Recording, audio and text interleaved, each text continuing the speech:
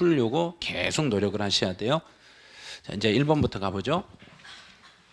1번 문제는 다음 세목 중에서 국세만으로 묶인 걸 찾아라. 그럼 국세만으로 묶인 걸 찾아라 그랬으니까 무슨 세는 싹 지워버리면 된가? 지방세. 그럼 지방세 몇 개를 지워버리면 된가? 3개. 재산세, 취득세, 등록면허세. 그러면 기역, 디귿, 미음. 기역, 디귿, 미음, 탈락. 답은 3번. 이렇게 보시면 돼요. 첫 번째로 맞추셨죠. 1번은 맞추셨을 거예요. 1번 틀렸다. 그러면 아직 지방세 개념이 확실하게 안 섰다는 소리예요. 두 번째. 요거는 또 과세권자를 물어봤죠. 과세권자. 우리가 배운 건 몇 개만 배웠는가? 3개. 3개만 배웠잖아요. 그럼 지방소비세, 지방교육세는 안 배웠으니까 탈락시키고. 배웠던 거. 재산세는 시, 군, 구. 오, 맞았네. 등록면허세는 도, 구. 오, 이것도 맞았네. 취득세는 트, 광, 도. 너 틀렸네. 그럼 답은 4번. 요거는 틀리신 분이 조금 있을 거예요. 조금 있을 거예요. 연습 더 하셔야 돼요. 그래서 이 문제는 연습 많이 하셔야 돼요. 자, 3번. 용어 정리에 대한 설명으로 틀린 걸 찾아라. 그럼 용어 정리에서 납세자. 납세자라는 용어가 나오면 납세자는 내 것, 남의 것 모두 개념인가요? 내 것만의 개념인가요?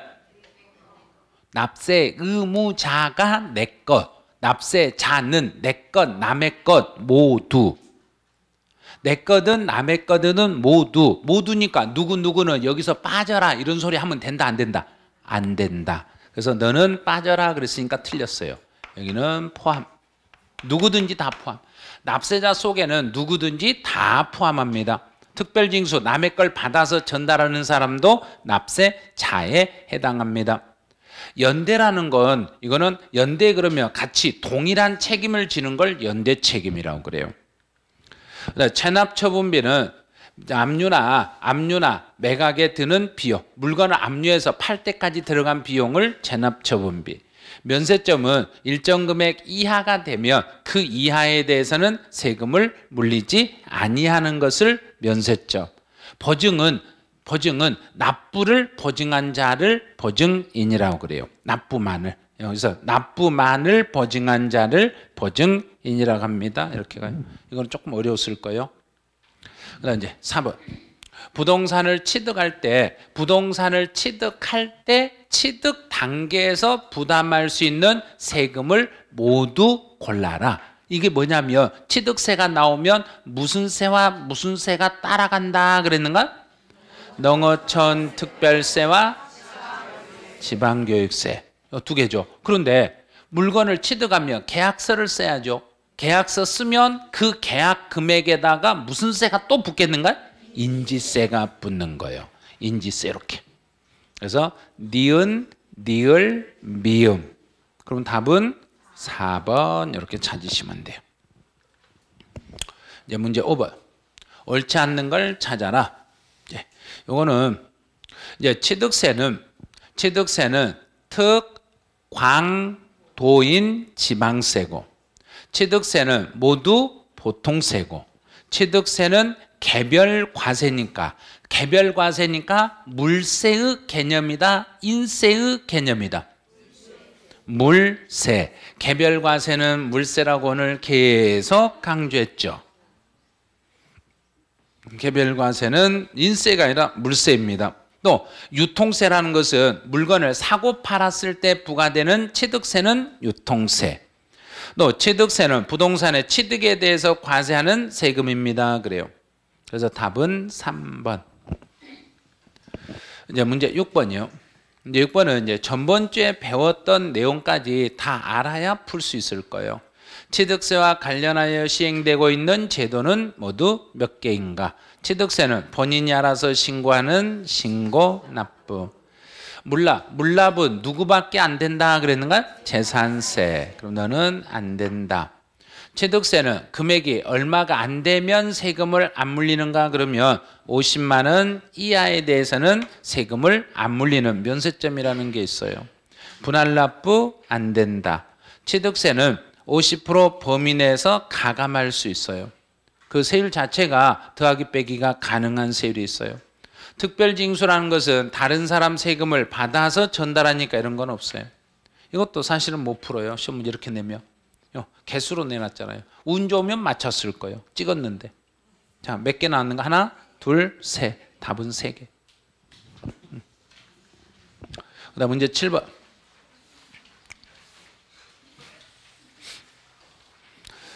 취득세가 부과되지 않는 경우는 어느 것인가 그랬어요. 자, 상속으로 상속인이 부동산을 취득했다. 상속을 받아도 취득세 안 낸다? 낸다. 낸다. 기계, 부품을 구매, 자체 제작했으면 낸다? 안 낸다?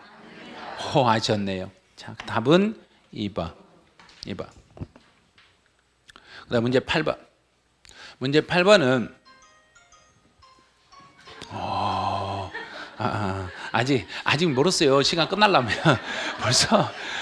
벌써 종쳐버리면 안 되죠. 네? 그래서 조금 남았어요. 조금. 외국에서는 강의하다가도 종치면 한번 짐 싸고 가버려요. 그래서 여기는 지금 아니에요. 대한민국이에요. 대한민국. 안 돼요. 그래서 개인 간 토지와 건물을 각각 교환했다. 교환은 유상으로 봐서 과세 대상. 또 부동산을 경매로 취득했으니까 이것도 유상. 부동산을 취득할 수 있는 권리는 취득세 물린다? 안 물린다? 앞에서 표에서 보셨잖아요. 지상권, 전세권, 부동산, 임차권, 부동산을 취득할 수 있는 권리는 대상이 된다? 안 된다? 안 된다. 자, 그러면 답은 3번. 근데 많은 분들이 뭘 답으로 택하냐면 이제 5번을 답으로 체크를 많이 하거든요. 예. 건축업자가 분양을 목적으로, 그러면 건축업자가 분양하려고 아파트를 신축했으니까 이건 원시 취득이에요. 아파트 원시, 건설회사가 아파트 신축했으니까 취득세 안 물린다? 물린다? 당연히 물리는 거죠.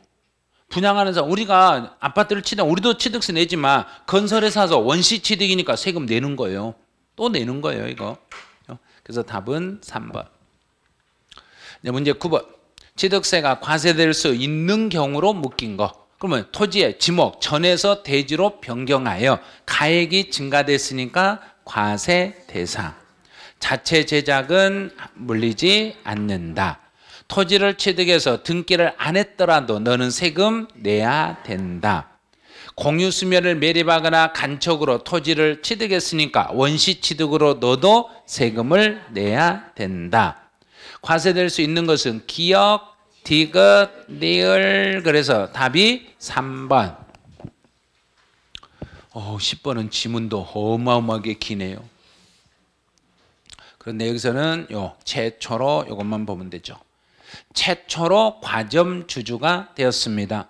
처음으로 과점주주가 되었으니까 세금 안 물린다? 물린다? 처음이니까 물린다. 이게 신설이 아니잖아요. 처음에 설립시가 아니잖아요. 응? 최초로 과점주주가 됐으니까 모두 취득한 걸로 보고 세금을 부과한다. 두 번째요. 두 번째는 이제 지문을 쭉 읽다 보니까 과점주주가 아니었던 사람이 다시 그랬네요. 다시 과점주주가 됐을 때는 뭐 한 것만? 증가분이 있으면 증가분을 취득으로 봐서 물린다. 이제 세 번째는 이미 그랬네요. 여기서 이미 그랬으니까 여기도 뭐 한 게 있으면 물린다. 증가된 게 있으면. 그런데 증가되지 아니한 경우, 증가 안 됐으니까 증가된 게 있다 없다? 없으니까 세금 물릴 필요 없다. 설립시는 세금 물린다? 안 물린다? 안 물린다. 안 물린다. 그 다음에 개인 과점주주가 된 후에, 이거는 아직 안 배웠으니까 이건 너무 어려운 지문이에요. 개인 과점주주가 된 후에, 내가 과점주주가 된 날 이후에 회사가 물건을 취득하면 회사는 세금을 물리지만 과점주주는 오늘 과점주주가 된 날에는 그 물건이 있었는가 없었는가요? 없었죠. 내가 과점주주가 된 날 후에 샀으니까. 그래서 그날 없었으니까 나는 세금을 물지 않는다. 그럼 답은 몇 번이 틀렸는가요? 3번. 자, 그러면 이제 오늘 여기니까 이게 끝나면 수업이 끝났다고 뭔가 뒤 하나 나올 거예요. 그러면 꼭 이게 나오면 수업 오늘 끝났다. 문제 안 풀고 이게 먼저 나와버리면 수업이 끝나버린 거예요. 이런 오늘의 명언이 나오면 그날 끝난 거예요. 이제 오늘은 뭐라고 했는가 보세요. 오늘 할 것을 내일로 미루지 마시라는 이야기예요. 오늘 가서 뭐 하라는 이야기인가? 그런데도 꼭 우리는 복습 한가요? 안 한가요? 하지요.